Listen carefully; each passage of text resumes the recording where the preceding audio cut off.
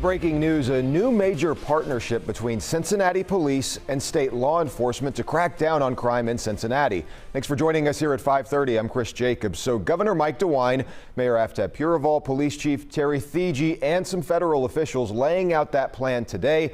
We had our team at that news conference today to figure out what all of this means. Tonight, we begin with my co-anchor Ashley Kirkland. And Ashley, those in charge are hoping this has a really big impact on violence.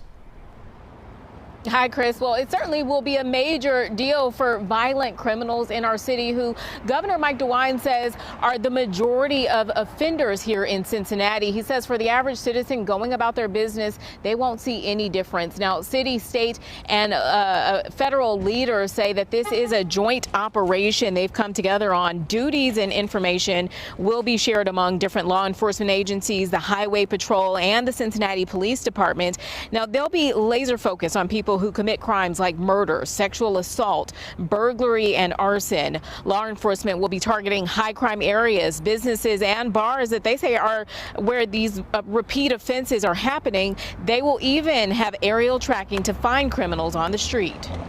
The city, the police department, and the state have signed an agreement to bring the Ohio State Highway Patrol into Cincinnati to begin carrying out regular violent crime reduction operations side by side with the local Cincinnati police. These joint operations will be data-driven, using information from Cincinnati's Crime Gun Intelligence Center. And by the way, they do phenomenal work. By focusing on hotspots where we know crime is high, teams will be targeting the worst of the worst offenders. The patrol will also provide aerial watch support, being the eye in the sky while our teams are on the ground. This is particularly helpful in cases where suspects think that they can outrun the law. Our aviation teams have over a 90% success rate in keeping up with fleeing suspects and showing local law enforcement exactly where these suspects are. Quite literally, criminals in Cincinnati can run, but they can't hide. So we also heard from Mayor Aftab Purival on this partnership, and he says while car thefts and burglaries are down in our city, they have dropped. He says that violent crime continues to be an issue here, and that's why this partnership is necessary. I also had our colleague Danielle Dindek, who was there in the presser. And Danielle, you heard more. We've heard from so many leaders on this partnership. What else did you hear from the federal and state level? Yeah, Ashley, as you were talking about, everyone in the room seemed to be on the same page that this partnership is needed to get the city where it needs and wants to be. Now, Governor Mike DeWine set the tone early, saying that much of this plan not only is to combat violent crime, but go after the worst of the worst offenders. Ohio State Highway Patrol will now give aviation support to track down criminals. DeWine did say the state has partnered with other cities to combat crimes. Now, some of those places include Cleveland, Columbus, and Dayton, with Cincinnati now added to that list. State law enforcement will work side by side with CPD to work on data-driven areas and focus in crime hotspot locations. Chief Terry Thigi stressing that the only people who should be uncomfortable about this plan are the ones who seek to cause harm. When we talk about public safety, the stakes are high, sometimes tragically high. The cost can be dire, especially for the innocent.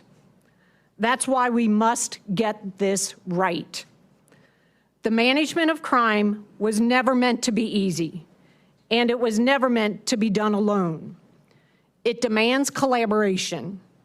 It demands partnerships as steadfast and dynamic as the threats we face. And it demands the ability to pivot at the speed of lightning, because that's how fast crime can change. The mayor also stressing that this partnership is needed to help our officers here on our streets because we're already asking so much of them. Now, when it comes to how much this might cost, that price tag is unknown at this time. Also, how long this partnership might last, we're still waiting on that answer as well. Reporting live here at City Hall, Danielle Dindek, WLWT. But Ashley, I will send it back to you. Danielle, thanks so much. And I do want to touch on that. Now, we weren't given any markers for success of how they'll track the success of this partnership.